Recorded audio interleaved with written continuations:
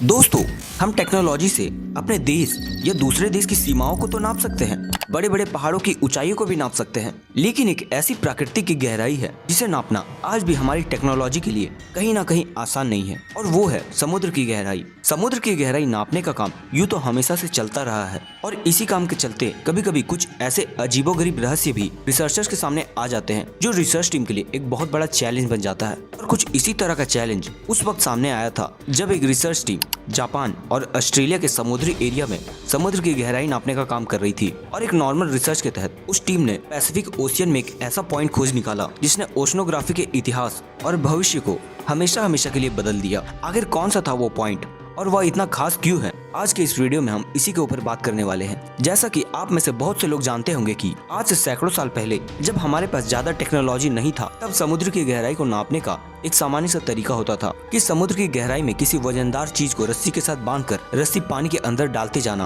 और समुद्र की गहराई का पता लगाते जाना। ठीक इसी सामान्य तरीके को फॉलो करते हुए 1872 और 1876 के बीच HMS चैलेंजर नाम की एक रिसर्च टीम समुद्र के अलग अलग क्षेत्रों की गहराई नापने का काम कर रही थी। लेकिन गहराई नापते नापते जब यह टीम जापान और ऑस्ट्रेलिया के समुद्री एरिया में पहुंची तो वहां गहराई नापने का ये तरीका फेल होता नजर आ रहा था, क्योंकि इनकी 1 किलोमीटर लंबी रस्सी समुद्र में पूरी तरह से समा जाने के बाद भी समुद्र के तल का कुछ पता नहीं चल पा रहा था। फिर क्या था, उस रस्सी में 1 किलोमीटर लंबी रस्सी और जोड़ी गई, पर अब भी नतीजा वही का वही था।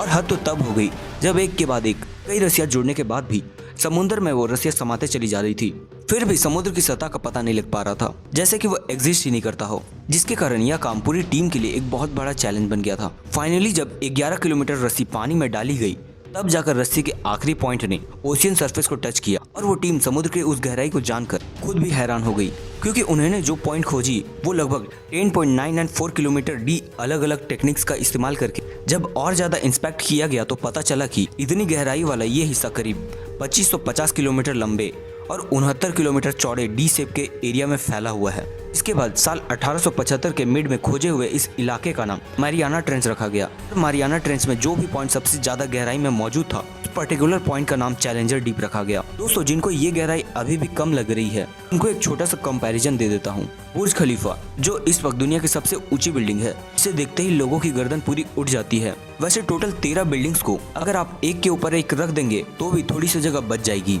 मैरियाना ट्रेंच इतना गहरा है कि दुनिया की सबसे ऊंची चोटी माउंट एवरेस्ट, जो करीब 8,848 मीटर ऊंची है, अगर उसे मैरियाना ट्रेंच डीप में रखा जाए तो भी समुद्र की गहराई में करीब 2 किलोमीटर नीचे तक आपको कोई जमीन नहीं मिलेगी।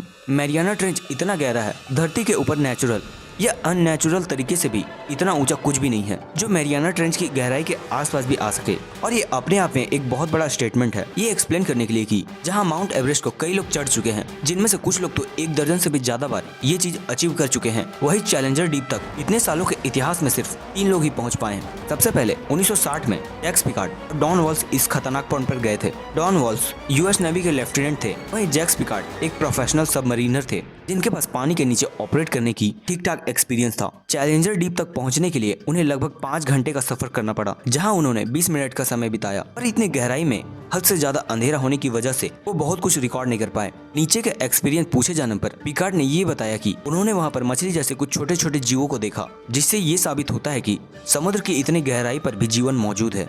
और ये बात सबको हैरान करने वाली थी, और यह बड़ी अचंभित भी है, क्योंकि समुद्र की इतनी गहराई में लाइफ फॉर्म एग्जिस्ट कर रहे हैं। क्योंकि आप सबने स्कूल में पढ़ा ही होगा कि जैसे जैसे हम समुद्र की गहराई में जाते रहते हैं, वैसे वैसे वहाँ का प्रेशर बढ़ता चला जाता है। इस वजह से हमें हमेशा कड़े सुरक्षा इंतजामों का ध्यान रखकर ही समुद्र की गहराई में जाना चाहिए, वरना अगर हमारा एक्सपोजर डायरेक्टली इस प्रेशर से हुआ तो हमारा शरीर अंदर से फट जाएगा, वो भी इतनी जल्दी कि हमारे दिमाग तक इस बात का एहसास पहुँचेगा उससे पहले ही हमारी मौत हो चुकी होगी। हाल ही में होने वाले टाइटन सबमरीन एक्सप्लोरेशन इस बात का पक्का सबूत है कि समुद्र का दबाव किसी इंसान का क्या कर सकता है।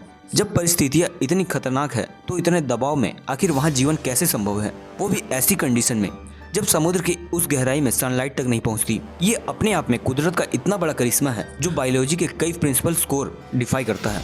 और ह्यूमन एवोल्यूशन के इस हिस्से पर एक अच्छी खासी रिसर्च होनी चाहिए और एक तगड़ा सा ऑटोमेटेड मिशन भी डिजाइन करना चाहिए, जिसके तहत कई रोबोटिक सबमरीन मैरियाना ट्रेंच में जाकर सैंपल इकट्ठा करके ऊपर लाएं, जिसको रिसर्च करके हमें इस एरिया के डेवलपमेंट के बारे में और ज्यादा जानकारी मिल सके।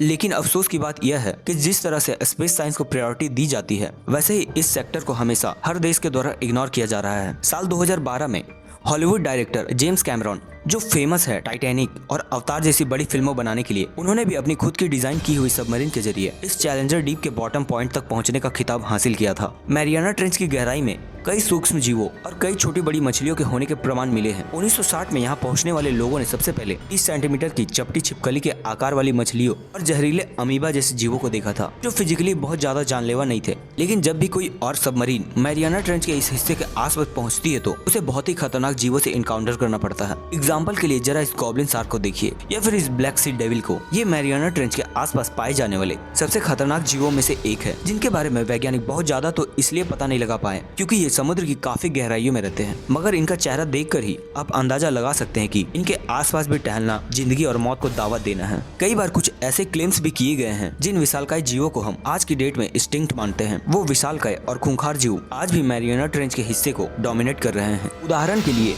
मेगलोडॉन शार्क, इसे कुछ लोग जैविक इतिहास की सबसे बड़ी शार्क के रूप में भी जानते हैं। वैसे तो आज के समय में ये विलुप्त हो चुकी है, लेकिन कई बार ऐसी बातें और ऐसे सबूत सामने आए हैं जो मैरियाना ट्रेंच में इनके एग्जिस्टेंस की बातों पर विश्वास करने को मजबूर कर देते हैं। हालांकि चैलेंजर डीप में जीवन की उपस्थिति आपको जितना हैरान कर रही है, उतना ही हैरान आपको एक और चीज की उपस्थिति भी करेगी, और वो है प्रदूषण। क्योंकि ये एक ऐसी जगह है जहाँ इंसानों को पहुँचना बहुत ही कठिन है। तो हमारी कमी पूरी करने के लिए हमारा कचरा इस जगह पर पहुँच गया है। बीते कई सालों में जब यहाँ पर रिसर्च हुई तब यहाँ भारी मात्रा में कचरा मिला है, जिसमें प्लास्टिक, जूते चप्पल, पॉलीथीन बैग और यहाँ तक कि पीओपी भी, जो समुद्र में रहने वाले सेंसिटिव जीवों के लिए हद से ज्यादा खतरनाक है। मैरियाना ट्रेंच एक ऐसा पॉइंट है जो हमारे भूत, वर्तमान और भविष्य तीनों के लिए एक सिग्निफिकेंट रोल प्ले करता है। यहाँ बहुत से ऐसे सबूत छिपे हो सकते हैं जो हमारे ह्यूमन एवोल्यूशन को डिकोड करके उसके कई रहस्यों में से हमें रूबरू करवा सकता है। और यहाँ बहुत से ऐसे जीव भी हैं जिनके बारे में जानकर आपकी रातों की नींद उड़ जाएगी। और अगर इस वीडियो से आपको कुछ नया जानने या सीखने को मिला हो या फिर इंटरेस्टिंग लगा हो तो प्लीज इस वीडियो को लाइक करके अपने फ्रेंड्स और फैमिली के साथ जरूर शेयर करें।